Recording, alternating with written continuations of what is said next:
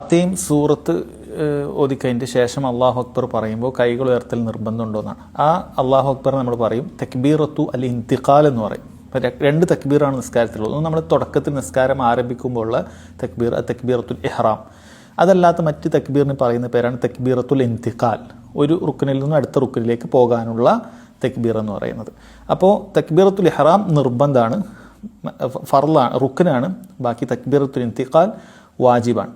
ഈ രണ്ട് തക്ബീറിലും കൈകൾ ഉയർത്തുക എന്നുള്ളത്, ചുമലിനോടൊപ്പം അല്ലെങ്കിൽ ചെവിക്കുറ്റിയോടൊപ്പം കൈകൾ ഉയർത്തുക എന്നുള്ളത് അത് സുന്നത്താണ്, അത് നിർബന്ധമല്ല. ഇപ്പോൾ ഒരാൾ റുക്കുവിലേക്ക് പോകുമ്പോൾ കൈകൾ ഉയർത്താൻ മറന്നു, അല്ലെങ്കിൽ റുക്കുവിൽ നിന്ന് ഉയരുമ്പോൾ കൈകൾ ഉയർത്താൻ മറന്നു, അങ്ങനെ റുക്കുവിലേക്ക് പോകുമ്പോൾ നമ്മൾ കൈകൾ ഉയർത്തിയിട്ടില്ല എങ്കിൽ നമ്മളെ നിസ്കാരത്തിനൊന്നും ബാധിക്കുന്നില്ല, ഒരു സുന്നത്ത് നഷ്ടപ്പെടുന്നു മാത്രം. എന്നാൽ തക്ബീർ പറയാതിരുന്നാൽ ഒരു വാജിബാണ് നഷ്ടപ്പെടുക. അത് നമ്മൾ സഹവിൻ്റെ സുജൂദുമായി ബന്ധപ്പെട്ട ക്ലാസ് കേട്ട് മനസ്സിലാക്കണം.